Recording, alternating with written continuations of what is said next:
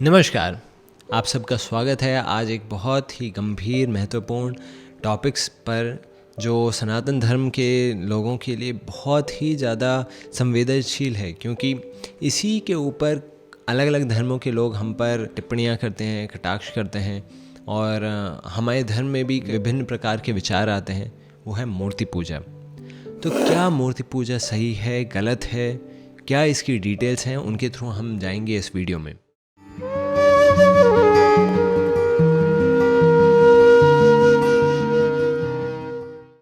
तो तोरा एक बहुत पवित्र ग्रंथ माना जाता है कुछ लोगों के द्वारा। उसमें बताया गया है कि किसी भी भगवान की पूजा न करना किसी रूप में बेहतर है उससे कि हम गलत रूप की पूजा करें। और एक ब्लॉग में तो इस तरीके से बताया गया है कि अगर हम किसी पत्थर को भगवान के रूप में पूजा करते हैं तो ये भगवान की इंसल्ट से बड़ी हमारी इंटेलिजेंस की इंसल्ट है। तो क्या ये सचमुच में ऐसा है? क्या है सही मूर्ति पूजा और क्या है गलत मूर्ति पूजा? हम देखते हैं हमारे शास्त्रों में हर चीज़ को एक गाइडलाइन के द्वारा नियमित किया हुआ है कि क्या चीज़ सही है, क्या चीज़ गलत है।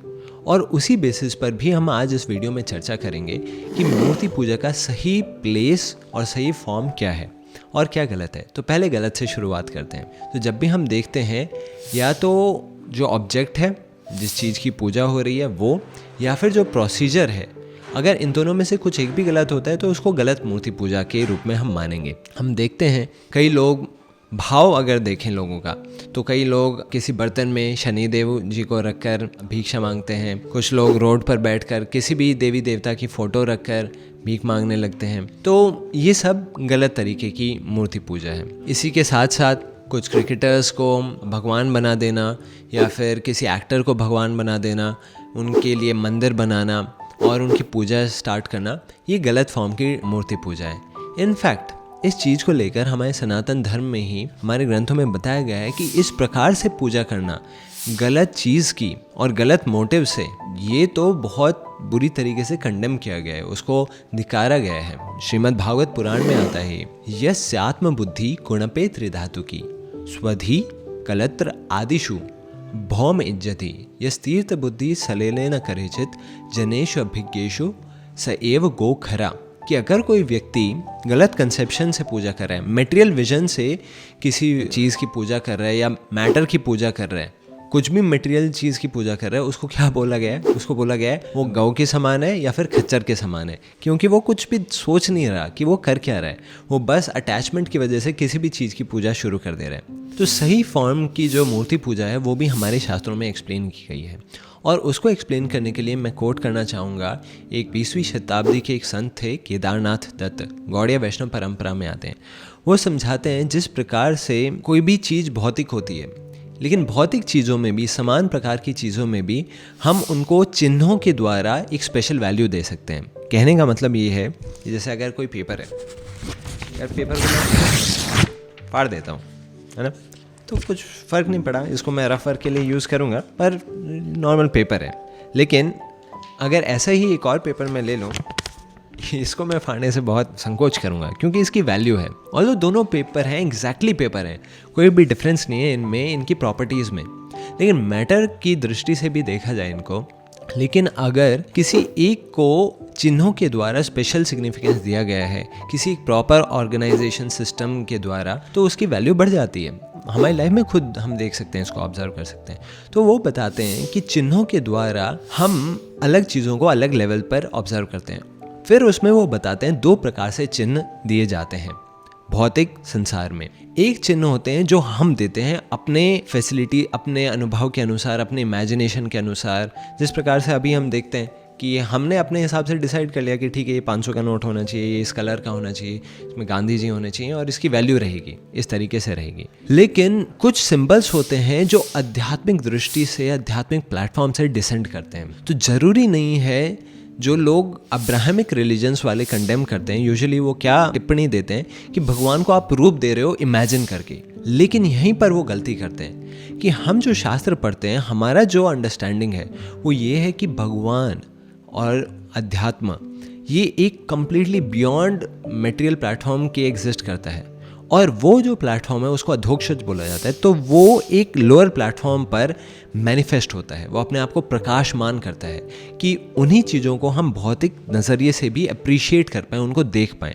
तो आध्यात्मिक जो चिन्ह है, आध्यात्मिक जो रियलिटी है, उसको हम भौतिक स्तर पर भी अगर अनुभव कर सकते हैं, उसको दिखा सकते हैं शास्त्रों के माध्यम से, मूर्ति के माध्यम से, मंत्रों के माध्यम से, तो इसको माना जाता है प्रॉपर तरीके का चिन्हीकरण, प्रॉपर तरीके का सिंबलिज्म। और ये बताकर केदारनाथ दत्त, जिन्होंने कंपैरेटिवली क्रिश्चियनिटी को भी एनालाइज किया था, वो एक्सप्लेन करते हैं कि जो मूर्ति पूजा बाकी रिलीजन्स कंडेम करते हैं, हम एक्चुअली वो फॉलो ही नहीं करते। तो हम जो फॉलो करते हैं हमारे शास्त्रों के अनुसार, हम एक लेवल ऑफ रियलाइजेशन के अनुसार कि भगवान का रूप है क्या। ऐसा नहीं है हमने अपनी मन मर्जी से कृष्ण की मूर्ति बनानी है तो उनके सिर में मोर पंख डाल दिया। कहाँ पे लिखा हुआ है कृष्ण के सर में मोर पंख है? लिखा हुआ है, जाके पढ़ो तो पता चलेगा। बरहा पीड़म नटवर वपोर, तो इस तरीके से कई कई श्लोक आते हैं। उनके हाथ में बांसुरी है, वो किस तरीके से खड़े होते हैं, उनके बाल किस तरीके से हैं, सारी डिटेल्स हैं। उन डिटेल्स के अनुसार जब हम बनाते हैं तो वो हमारे इमेजिनेशन नहीं बना रहता। तो ये प्रकार के सिंबलिज्म को यूज़ करते हुए जब हम मूर्ति पूजा करते हैं या शास्त्र अध्ययन करते हैं या मंत्रों का जप करते हैं, तो वो इमेजिनेशन नहीं बचा रहा, वो एक हायर लेवल ऑफ रियलाइजेशन को हम अपने लेवल से एक्सेस करने का प्रयास कर रहे हैं। इसी के साथ साथ इसमें प्रॉपर मोड भी होना चाहिए कि हम जो शास्त्र हैं, जैसे डिटेल्स दी हुई हैं मूर्ति पूजा की हमारे शास्त्रों में ही, जिस प्रकार से वेद हैं, वेदों में खुद ही बताया गया है छांदोग्य उपनिषद में कि पुराणों को पंचम वेदों की तरह माना जाना चाहिए। अब पुराण में, हम भागवत पुराण में देखते हैं, पूरी डिटेल्स में कृष्ण ही उद्धव को बता रहे हैं कि किस प्रकार से मूर्ति पूजा की जानी चाहिए और किस प्रकार से उसकी सेवा होनी चाहिए, किन किन फूलों को हम ले सकते हैं, क्या क्या चीज़ें करनी चाहिए, प्रिंसिपल्स में बता रहे हैं, तो सारी डिटेल्स में बता रहे हैं। और हम देखते हैं हमारे सनातन धर्म में जो फेमस एग्जाम्पल्स हैं संतों के, बिल्कुल पुराने ज़माने से, वो लोग वर्शिप करते थे मूर्तियों की।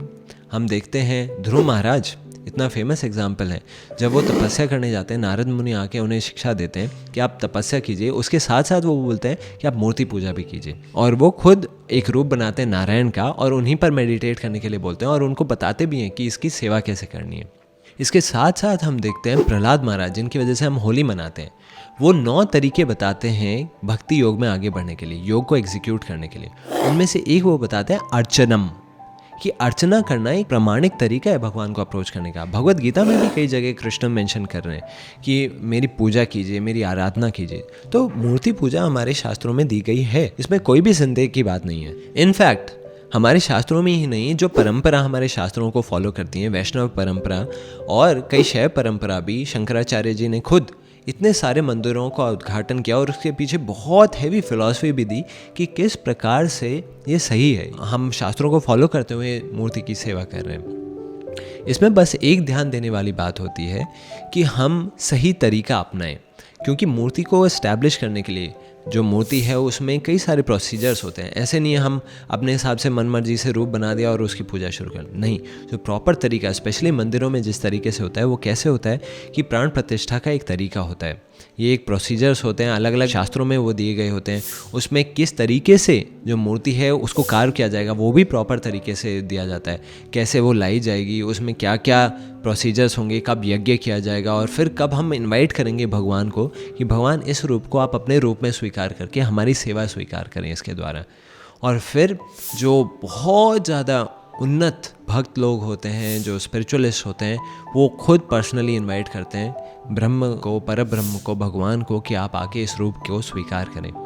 और जब वो इनवाइट करते हैं तो भगवान की, क्योंकि वो टच में, भगवान कृपावश उस रूप को स्वीकार करते हैं और तब से उस रूप को भगवान से अभिन्न माना जाता है। तो फिजिकल दृष्टि से देखा जाए हर किसी को पता है कि वो भौतिक है, लेकिन अब इतने प्रोसीजर्स के बाद हमारे शास्त्र बताते हैं अब अगर एक बार मूर्ति को सही ढंग से प्रतिष्ठित कर दिया गया है, भगवान की सेवा शुरू हो चुकी है, अब अगर कोई व्यक्ति उस मूर्ति को सिर्फ पत्थर के रूप में देखेगा, जो फैशन बन गया आजकल मूवीज़ में, मीडिया में, उसके लिए बताया गया है अर्चे विष्णु शिलाधि गुरुषु नर्मति। अगर कोई व्यक्ति अब इस मूर्ति को जो प्रॉपर तरीके से इंस्टॉल की गई है तो वो नरक के भागी बन जाएगा, क्योंकि वो एक्चुअली वो पशु बुद्धि में है, वो मटेरियल दृष्टि से देख रहा है। इसीलिए बड़े बड़े जो फिलोसफर स्कॉलर्स हमारे धर्म में आए हैं, उन्होंने इस चीज़ को पूरा प्रॉपर तरीके से इस्टेब्लिश किया है। हर परंपरा के व्यक्ति ने, चाहे वो शंकराचार्य हो, मध्वाचार्य हो, रामानुजाचार्य हो, गौड़ीय वैष्णव हो, सब लोगों ने मंदिर बनाकर भगवान की पूरी पूजा सेवा इस्टेब्लिश की थी।